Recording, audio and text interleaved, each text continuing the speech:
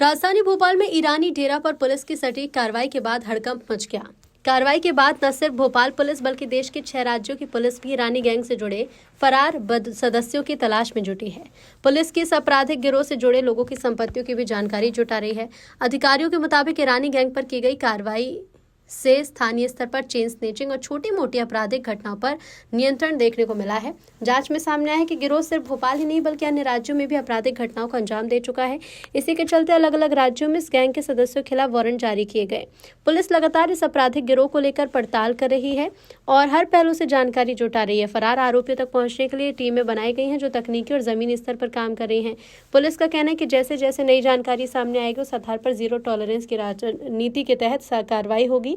साथ ही ईरानी गैंग से जुड़े लोगों की संपत्तियों की जांच की जा रही है। यदि जांच में संपत्तियों में किसी तरह की विसंगति होगी या वो प्रामाणिक स्रोतों से अर्जित नहीं पाई जाती तो उन पर भी कानूनी कार्रवाई होगी। पुलिस अधिकारियों का स्पष्ट कहना है कि संगठित अपराध के खिलाफ अभियान जारी रहेगा और किसी भी अपराधी को बख्शा नहीं जाएगा।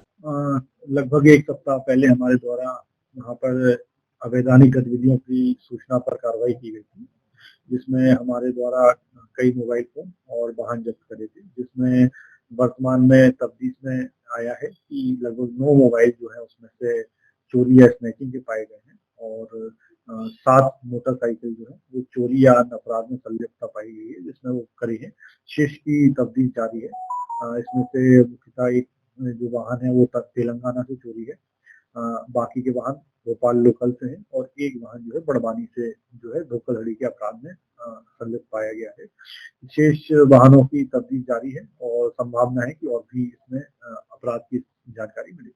तो अभी तक इसमें कितनों गिरफ्तार किया होगा, कितनों की बात है? अभी तक इसमें हमने जो प्रथम दस्तिया करे थे 32 लोगों की गिरफ्तारी करी थी। इसमें से अभी 2 हमारे आरोपी हैं जो फरार हैं, जिनकी संलिप्तता अपराध में आ रही है, जिसकी मुख्य रूप से मोबाइल फोन के सौदागर के रूप में चोरी के मोबाइल फोन के लेने या उसको खरीदने के संबंध में उनके घर से जब्त हुई थी। इसमें तो राजू ईरानी का भी नाम इसमें आ रहा है।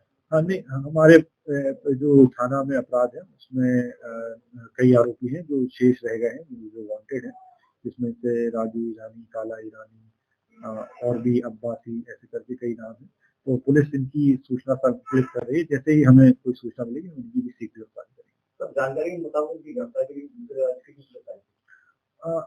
ये जो है इनके जो मेन मॉडस ऑपरेंडी है वो यही है कि जो लोकल थाना क्षेत्र है और लोकल जिला है उसको छोड़कर अन्य थानों में डायरेक्टली अपराध में इन्वॉल्व होते हैं। जो लोकल के थाना उसमें डायरेक्टली अपराध में इन्वॉल्व नहीं होते हैं, ज्यादातर केसेस में ऐसा देखा गया है। तो उस संबंध में से कई राज्यों की पुलिस है उनको संपर्क कर रहे हैं। हमने इसके संबंध में एक रेडियो मैसेज भी कम्युनिकेट किया है, जिसमें हमें कुछ जानकारी मिल रही है और जैसे जैसे जानकारी आती है हम उनके साथ सहायता प्रदान करेंगे।